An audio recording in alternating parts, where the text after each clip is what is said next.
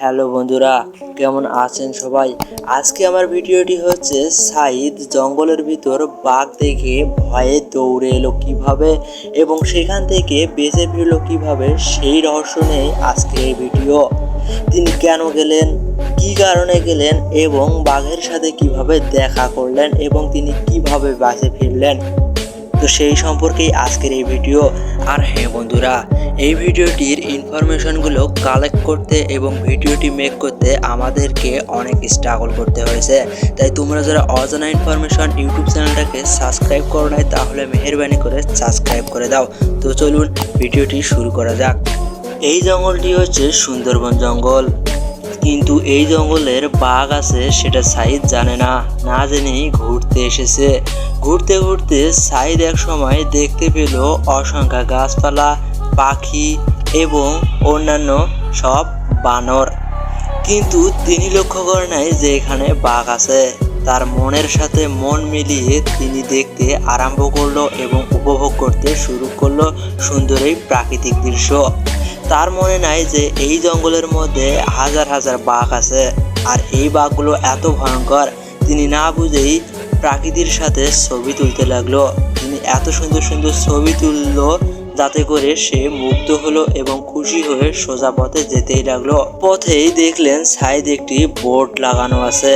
সাইদ সেখানে লক্ষ্য করলেন ওয়ার্নিং দেওয়া আছে যে এখানে বাঘ আছে, কিন্তু সে না বুঝেই কিছু না মনে করেই চলে গেলেন ভিতরে।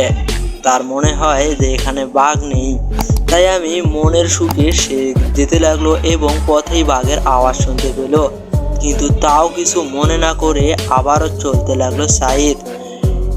এক পর্যায়ে দেখা গেল বাঘের কাছাকাছি এসে তিনি বাঘকে দেখতে পেলেন। সাইদ দেখে অবাক হয়ে সেখান থেকে পালাতে লাগলেন, কিন্তু বাঘটা সাইদকে দেখে ফেলছে।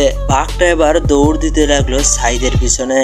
সাইদও দৌড়ালো বাঘটার সামন দিয়ে। বাঘের সাথে দৌড়ে সাইদ কি পারবে? এক পর্যায়ে সাইদ একটা লতা গাছের ডালে লেগে আটকে পড়লো এবং পড়ে গেল। সেখানে দেখা গেল বাঘটি এমনভাবে সাইদকে দৌড়াচ্ছে যাতে করে সাইদ সেখান থেকে দৌড়ে জঙ্গলের মধ্যে পালে গেল।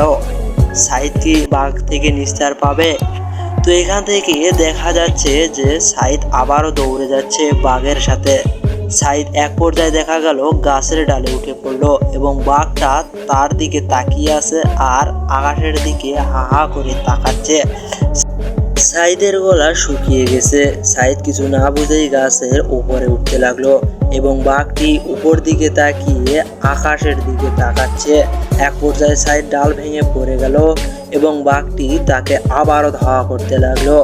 এক পর্যায়ে দেখা গেল সাইদ আবারও দৌড়ে পালানোর চেষ্টা করতে লাগলো, এবার ধরতে পারলো না। কি হবে এরপরে? সাইদ কি আদৌ বাঁচতে পারবে বাঘের নিস্তান থেকে? সাইদ আবারও বাঁশের আড়ালে লুকিয়ে পড়লো। এক পর্যায়ে বাঘটি সোজাই চলে গেল। সাইদ সেখান থেকে বেরিয়ে দৌড় দিল সেই আগের অবস্থায়, যেখান থেকে সাইদ এসেছিল সেখানে ফিরে গেল।